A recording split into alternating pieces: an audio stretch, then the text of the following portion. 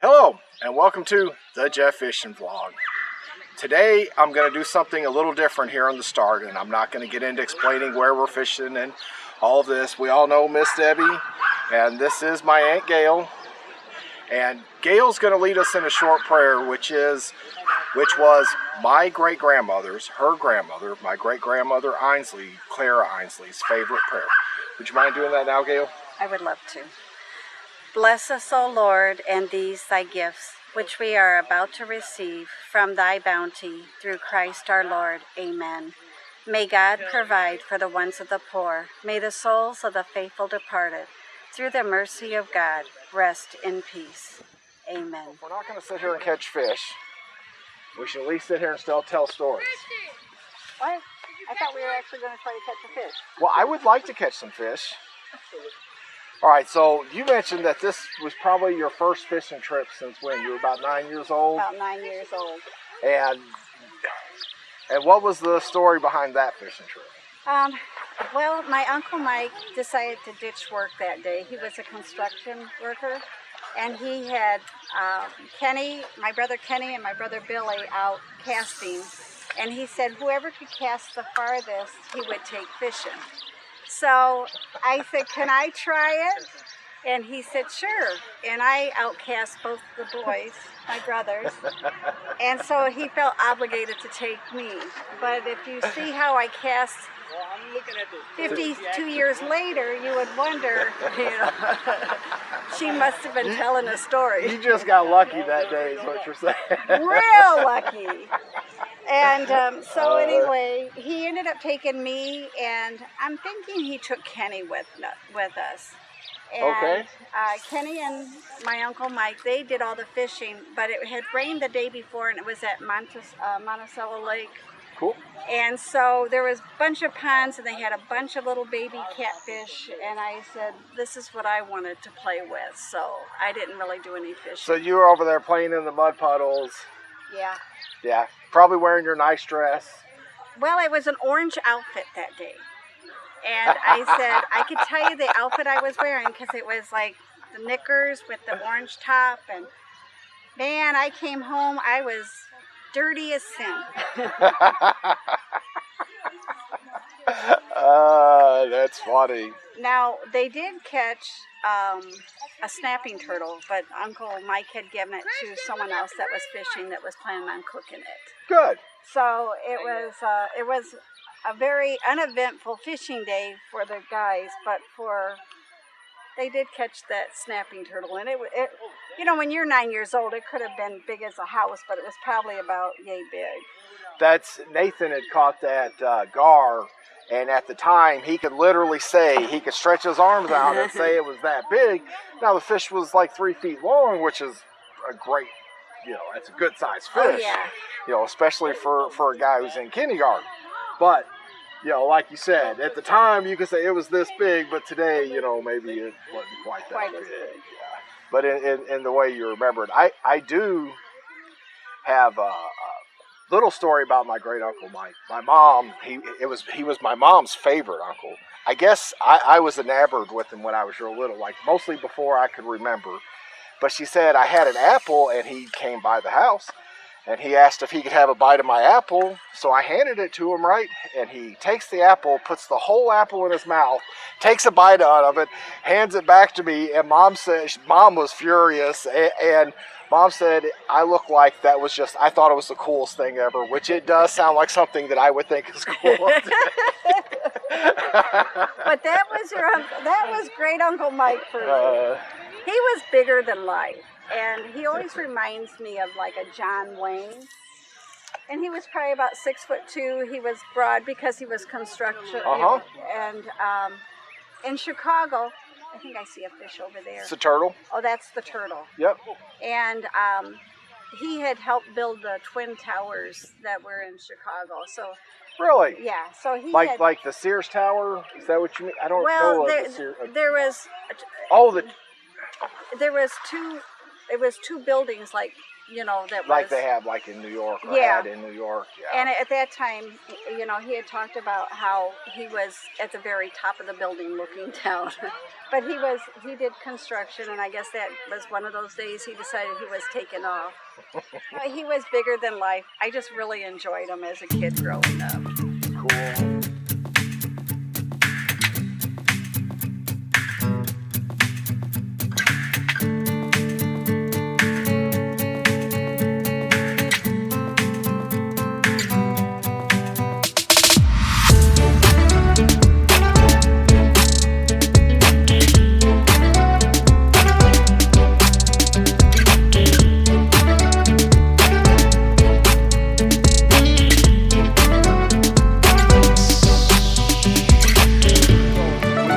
Gail's fishing license today, and we had to wait a few minutes like you always do, and Gail got her fishing license, and I bought some stink bait, and I left all my ball caps at home, which is why I'm not wearing my lucky Jefishin Vlog hat. I'm probably not going to catch nothing today. So, but I got his lucky shirt on, so I'm hoping to win.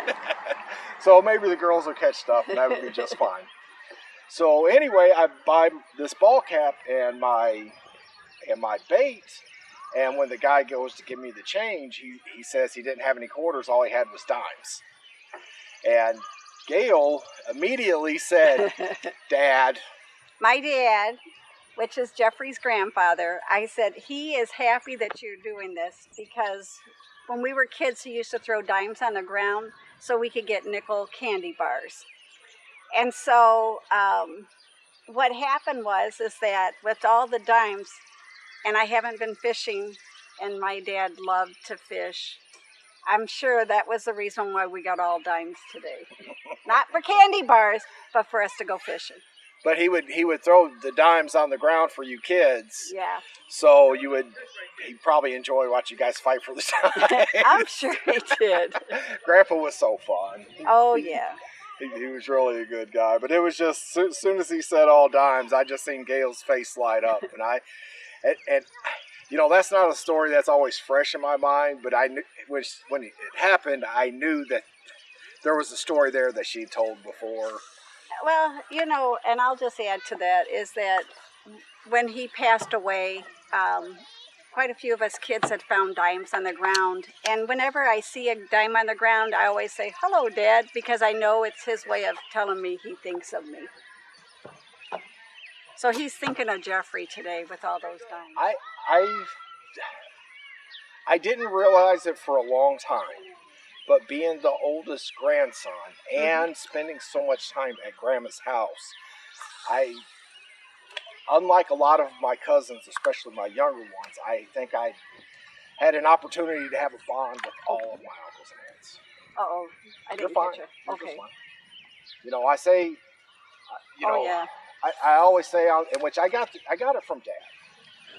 So much of what I do on the vlog stems from things my dad said, some of my dad's demeanors, and it makes sense, you know, guys, fathers and sons, and fishing, and anyway, I'll always say stuff like, you know, my favorite fishing partner, or my favorite niece, or, you know, even now I would say my favorite aunt, or if I'm fishing with one of my uncles, my favorite uncle. But the truth, and Dad had said this, Dad, to get to my point, let me bounce around as much as possible, because this is how I tell stories. Yeah. Dad had said, I was living down here, and I would go up north to visit, and we would go somewhere, and he would introduce me as his good son. And I'm kind of like, okay, you know, whatever. But I ended up hearing him tell somebody one time, because they knew that he had more than one son, and they thought it was kind of fishy that he would say, you know, my good son, my good son. He said, no, they're all my good sons. You know, so when I'm saying my favorite niece, or my favorite aunt, or my favorite nephew, they're all my favorite. Oh, yeah. You know, and that's just, I honestly feel that way. That's, you know, I've had an opportunity to really, especially the ones on my mom's side, all my aunts and uncles on my mom's side, I grew up in that house. Hey, I think we got a fish, maybe. Maybe not. But, you know, all the time I spend with Jimmy, and all the time fishing with Mike, and all, you know, going for the walk with Kenny all the time. You know, I was talking to Keenan the last time I was home, And, you know, he used to fish with Michael and your dad. Sure. And probably one of the things I remember, because I was always the one that would drop him off at Lake George, and I would be the one to pick him up. Right. And I can always remember looking out at the distance when I would look for your dad, and he would be like, I would say at least 15 feet in, but there was a boulder there, and he always went to fish in the middle of the lake on that boulder, nowhere to sit, only to stand. And he said to the kids, go a little bit further down so you won't disturb my fishing. But Keenan had said that he would like to give that to Ezra, to give, you know, that Ezra and him can go fishing together, because your dad was such, you know, a good influence on him for fishing. Oh, that's awesome. Keenan, you ever come down, let me know. Have Gail let me know. I'll take you fishing. I'll take you and Ezra fishing. No problem. And we will catch fish. And we're going to catch fish today, I think. And Gail's going to miss a fish. She's got a bite right there. Okay, what do I have to do when it Well, bobs? When it bobs, just do your rod like this. Oh, I got to, like, snag them. Yep. See, I told you. I was the one playing in the mud puddles. I wasn't the one fishing. See, I had a bite. I'm missing about that. Oh, there it is. Reel it in. Get it, Gail. Get it reeled on in. Oh, God. Flip it on up here. Yeah, baby. We like that. Oh, wow. Little success. Didn't you say something about Grandpa? Oh, yeah. Oh, wait, Yeah. don't get your hat. Now, are we doing catch and release? I think so. If I catch a catfish, then I may start keeping them. But at this point, We're catching and releasing. Go free. there we go. All right. Now I get to try this again. Gail got the skunk out of the boat for everybody. How about that? Look, it's because I got my anytime fishing. She's got her. When's the best time to go fishing? Anytime with my nephew and niece. That's right. Especially when they have patience with me. Oh, come on now. You can catch a fish. So, Gail, since you're the guest this month, and this happens to be the first episode of July, and here at the Jefishin Vlog, we're running a Fish of the Year contest. And with the Fish of the Year contest, as an incentive for people to continually send us pictures, I pick a Fish of the Month every month. Or I'll pick it, or my guest will pick it. The Fish of the Year, of course, will be picked at the end of the year. I'll post all the pictures in probably the first part of November. It'll just be a popularity. People will vote on Facebook, or people will comment on the YouTube channel. I would like for you, I showed you all the pictures of the ones we got this month, and I just really cannot express how appreciative I am of all the pictures I got. Some of them were really cute, and some of the fish that people sent me were really nice. So, did you find a winner among the bunch? Yes, I did. It's going to be the young lady named Bella with the bass, the big mouth bass, and it was a nice catch. The way I understand it, she was out fishing with her dad. Her dad has like a smaller John boat, and he has several kids. Great guy. And he'll take the kids fishing, but he has to take them one at a time. It's really similar to what my brother does, because I'll get pictures from my brother Christopher, and it'll be one kid at the boat. I said, oh, did you take the kids fishing today? He said, I took one kid fishing today. Well, I guess they all get a turn. It just... Well, you know what's nice about that? The one-on-one. And they always, like you were saying, favorites. Each one gets to feel special. And it's no competition. One thing about Sean and his family that vaguely reminds me of something that you did. I know, or the way I understood it is you made reading a priority in your house. Yeah.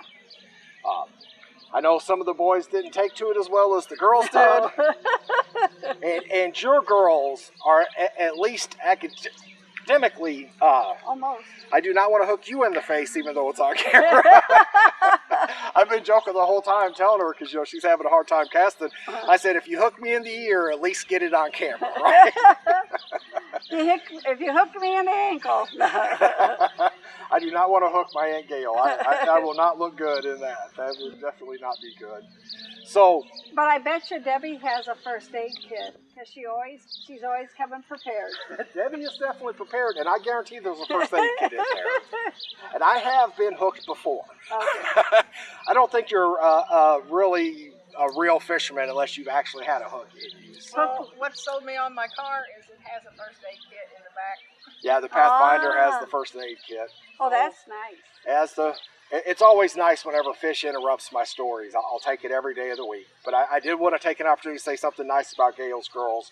I think they are academically the two smartest people I know or have any type of ties to. They're just really, I don't know. I've always appreciated them, you know, how hard they work to that stuff. And I think a lot of it came easy. But just because it looks like it comes easy from far away doesn't mean that they're not putting a lot of work into it. Oh, they put a lot of effort in it. So, that being said, Sean told me, and hopefully he doesn't mind me outing him here on this, but him and his family has, from the first book to very recently the 7th book in the Harry Potter series, that they sit and read the Harry Potter books together as a family. Wow, that's good. And he said sometimes they get the large print, because he's got kids at different age, so everybody's kind of at different reading levels, and he'll get the large print so everybody can see it. I think, what is it? Not a picture book, but he makes sure he gets books with pictures. Hey, I'm losing this. Losing my bait. But I just always thought that was really cool, impressive. And it's, I could see in today's world how hard it would be to make reading a priority in your house. It is. And I think it's important. I still read books from time to time, not necessarily as much as I did at one time. But not only that, whenever they would finish a book, they would always have a party in the style of that book. Mm-hmm. And then they would watch the movie. Yeah. And through all these years, apparently none of them, well, I know none of the kids had watched the movies before they finished reading the book. And for that, I would just have to commend, Sean and his wife and their whole family. And you know what? Your imagination is so much better than... It gives you a chance to paint a picture that the directors didn't picture. Right. It gives you a chance to paint your own pictures. Mm-hmm. So with all that being said, congratulations, Bella, on your Fish of the Month. Good luck on the Fish of the Year. And if you catch something else, you catch something a little bigger, something you like better, by all means, send it all on in. There's no limit to the amount of entries you can have for Fish of the Year. Are you behind me, Jeffrey? Nope, that didn't work. Don't you worry about me none. If you hook me in the ear, I'm telling you, you're going to make a lot of people happy.